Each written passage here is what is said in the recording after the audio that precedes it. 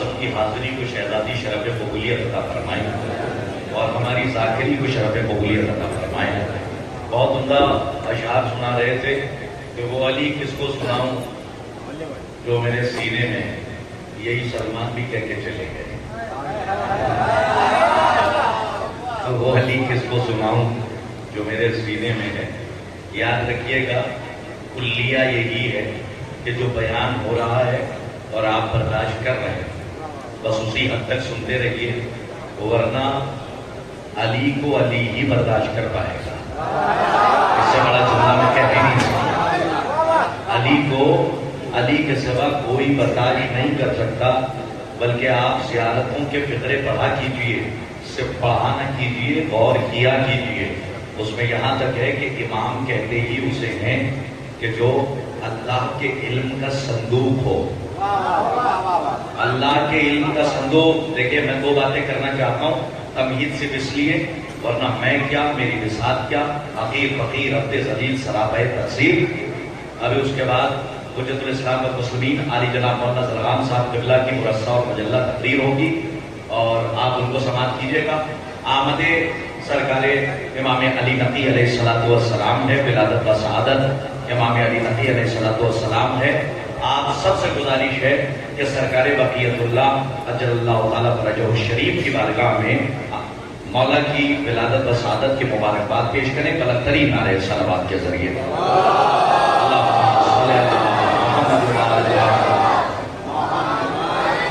بھائی اگر آپ آمادہ ہیں تو میں ایک جملہ آپ کی خدمت میں عرض کروں۔ شعر پڑھنے والوں میں سے نہیں ہوں، صادق بھائی جانتے ہیں کہ، اور آپ بھی بہرحال جانتے ہی ہیں، میری نظامت کا طرز الگ ہے، انداز الگ ہے۔ شعر پہ شعر سنانا نظامت نہیں ہے، نظم و ضبط کے ساتھ مدحت کے قافلے کو پائے تکمیل تک پہنچا دینا یہ نظامت ہے۔ ورنہ میں چاہتا تو میر انیس صلی اللہ مقام ہو اور میر ہنس کو پڑھتا رہتا اور آپ مجھے سنتے رہتے۔ لیکن ایک جملہ سن لیجئے، مولا کی آمد کی شب ہے تو ایک جملہ سن لیجئے آپ کی خدمت میں عرض کروں۔ وہ علی کس کو سناؤں، اور ایک شعر انہوں نے یہ پڑھا تھا کہ راہب کو 7 بیٹے دیے، غدیر کی ولایت اگر سمجھ جاتے لوگ تو راہب کے 7 بیٹوں پر شک نہ کرتے۔ اس سے بڑا جملہ میں کہہ ہی نہیں سکتا تھا۔ آگے والے اگر داد دے دیں تو کاش، میں کہہ رہا ہوں کہ میں مقرر کی حیثیت سے نہیں ہوں، ناظر کی حیثیت سے ہوں، زیادہ شرح نہیں کر سکتا ہوں۔ ولایت کسے کہتے ہیں، اگر آج نہ بتا پایا تو کہیں نہیں بتاؤں گا۔ ولایت اس سے پہلے بھی بتایا تھا، پھر شرح کا نام ہے، اتھارٹی کا نام ہے، اختیار کا نام ہے، اولا بالتصرف کا نام ہے، حق تصرف کا نام ہے۔ مطلب یہ ہے خدائی خدا کی ہے، قبضہ علی کا ہے۔ اس کو سمجھیے گا، خدائی خدا کی ہے، قبضہ علی کا ہے۔ علی چاہیں گے تو زندہ مردہ ہوگا، مردہ زندہ ہوگا۔ علی چاہیں گے تو سورج پلٹے گا، علی چاہیں گے تو دن ہوگا، علی چاہیں گے تو رات ہوگی، علی چاہیں گے تو نظام شمسی اور قمری چلے گا۔ ایک جملہ جہاں تک میں لایا ہوں، اور مولانا موصوف آپ کے حوالے، ولایت کو اگر سمجھ جاتے تو راہب کے 7 بیٹے سمجھ میں آ جاتے۔ کیا کیسے؟ کہا جائیے کامل و سیارات کا مطالعہ کیجیے، آنے جانے والوں کو نہ دیکھیے گا، یہ اسٹیج پہ آ کے بیٹھ جائیں گے، اگر جملہ چلا گیا تو میرے آنے کا مقصد حل نہیں ہوگا۔ راہب کے 7 بیٹے 2 جملوں میں بتانا چاہ رہا ہوں کہ اب اس کے بعد کبھی شک نہ کیجیے گا۔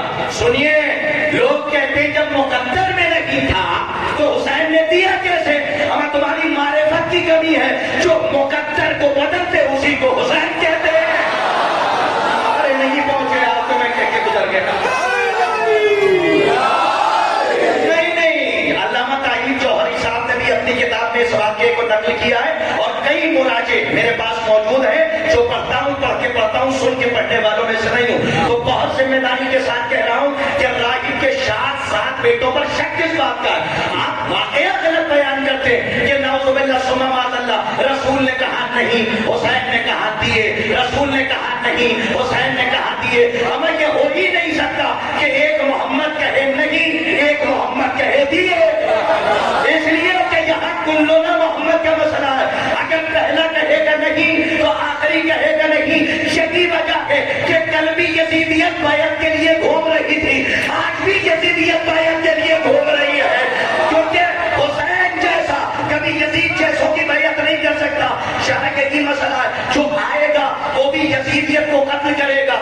یہی مسئلے کو سمجھ جاتے تو راہب کے 7 بیٹے سمجھ میں آ جاتے۔ کا ولایت کا نام ہے اتھارٹی، اختیار، اقتدار، اولا تصرف، حق تصرف خدائی خدا کی ہے، قبضہ علی کا ہے. جاؤ جا کے قابل زیارات اٹھانا. اس میں ایک فقرہ ایک روایت موجود ہے کہ جب ایک سائر حسین کربلا معلیٰ جاتا ہے، حسین کے قبر کی زیارت کرتا ہے، تو جتنے دن کربلا میں رہتا ہے اس کے وہ دن اس کی زندگی میں کاؤنٹ نہیں ہوتے. ارے کہاں ہے بھاؤ نگر جو میں کہنا چاہ رہا ہوں؟ جب تک کربلا میں رہتا ہے روضہ حسین پہ اتنے دن کاؤنٹ نہیں ہوتے. ساتھ بھائی بڑا نتیجہ دے رہا ہوں، اتنے دن کاؤنٹ نہیں ہوتے. کیا مطلب؟ کیا لوگے محفوظ پہ لکھی ہے 50 برس کی زندگی، تو جیو کے 50 برس. کہتے تو 10 ایکسٹرا مل رہے ہیں 10 دن کے.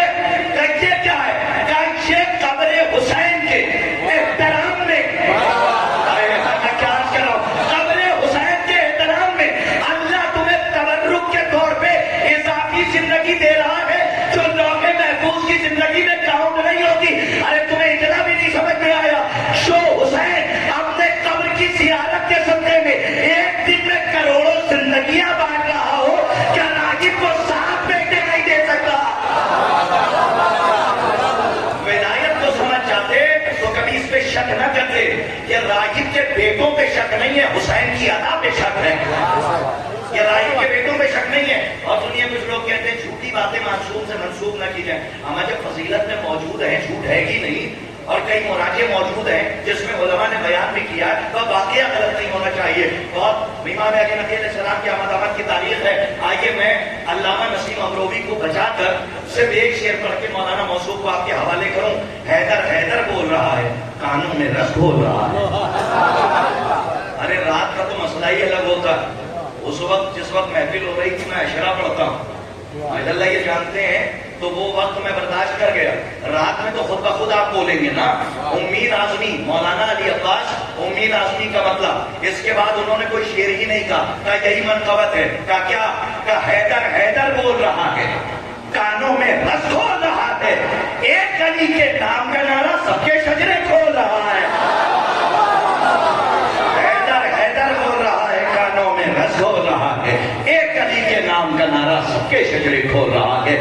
آئیے میں بسط احترام بسط فروز حرف التماس لے کے پڑھتا ہوں حجت الاسلام والمسلمین علی جناب مولانا سرغام صاحب قبلہ کی خدمت میں کہ وہ آئیں اور اپنے مرصع اور مجلہ بیان سے مومنین کے قلوب کو منور فرمائیں. آپ حضرات بلند ترین نعرہ صلوات سے عالم دین کا خیر مقدم فرمائیں.